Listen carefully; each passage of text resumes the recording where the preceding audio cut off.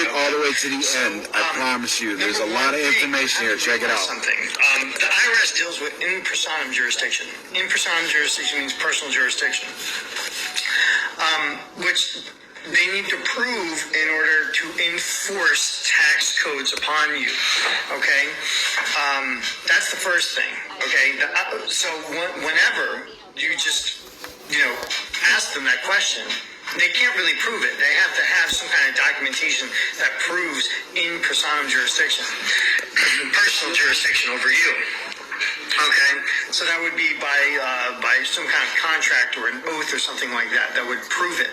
Okay, now your husband's company is a different story, because when he went and applied to go work for them, that application was used by the company to draw funds out of his Social Security account to pay him with.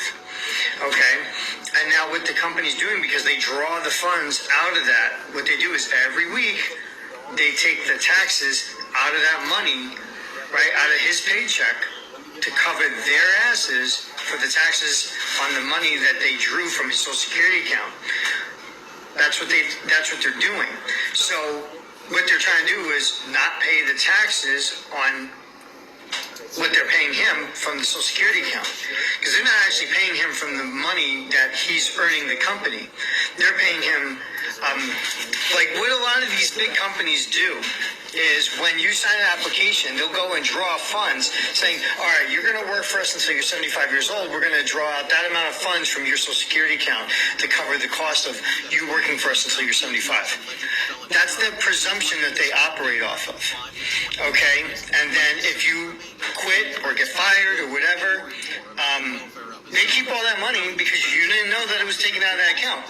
You don't really have a record of what's going on with that account. It's not really your account. You're just a part of that account, okay? But you don't run it. The trustees run that account, okay? And there are 6 trustees, and right now there's only 4 of the trustee offices being held. Okay, so 2 are vacant at this moment in time. All right, it's not always like that. It just happens to be right now. So when they draw the funds out, okay, they take the taxes out of his pay to cover their tax liability for the money they drew out of that account. That's why they give him a hard time about saying that he has to make all these, he has to prove that he's exempt. He doesn't have to prove a damn thing. They don't have a choice. They have no choice in the matter, okay? What they need to do is provide the right form, okay? He needs to come in with a W-8-BEN form, okay? And provide that form to them that shows that he's exempt because it's a beneficial owner, all right? Now, all he has to do is flip the script. They go, you need to prove. No, you need to prove I'm not exempt. Prove it. They can't do that. And as soon as you flip the script on them, right, they go, whoa, no, you have to prove. No. You have to prove. Now, and you make them prove all this stuff. Make them prove that they didn't draw any money out of the Social Security account. Make them prove that they're not paying out of that account to him every week. That they're not taking money out of his paycheck to cover the tax liability that they have. Prove that he is not exempt by way of in personam jurisdiction, okay? And there's ways to do all that, okay? To prove the booking, all you gotta do is say to them, all right? And write this down. Now people are gonna be like, what'd you say? UCC 9-210.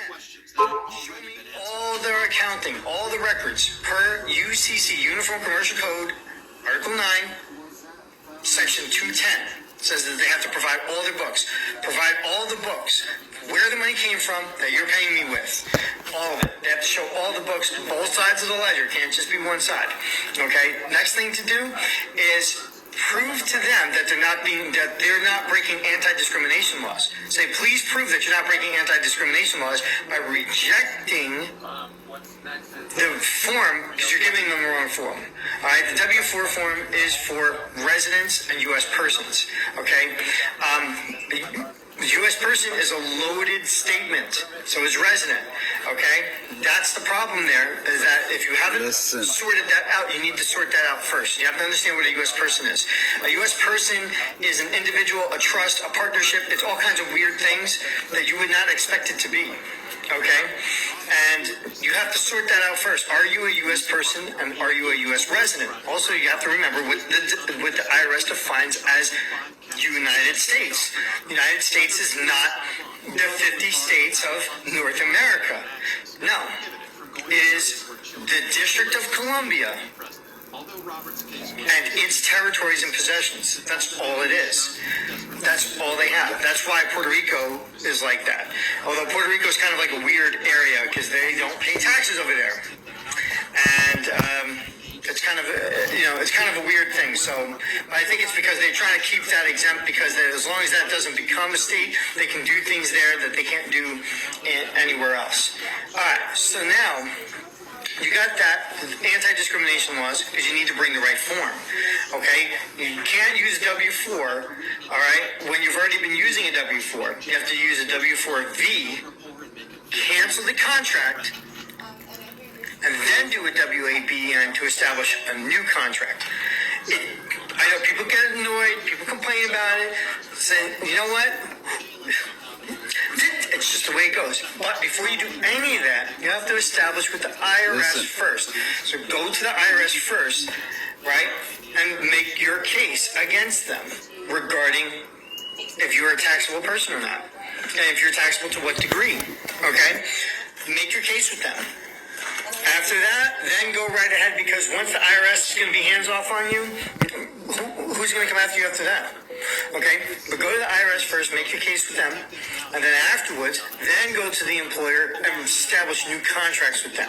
And when they give you a hard time like that, just know right there that they've been drawing money out of your Social Security account and been using that to pay your paychecks. Okay, that's what they've been doing, and now you have a legal, lawful claim to ask them to show their books, since something is wrong here. There's a lack of transparency between this company and I need to know. So show me where all the money's coming from that pays me. Oh, it's private. You have to show me, right? You want to make this claim, you're going to have to prove it. All right, so that's what you would have to do in that scenario. These big companies, big corporations, they're doing that, okay? So that would be the thing you'd have to do. How are What's you up, guys fam? getting around that? Don't worry about How this are you part. proving I want that you are guys to tax listen to exempt? this guy right here. Okay,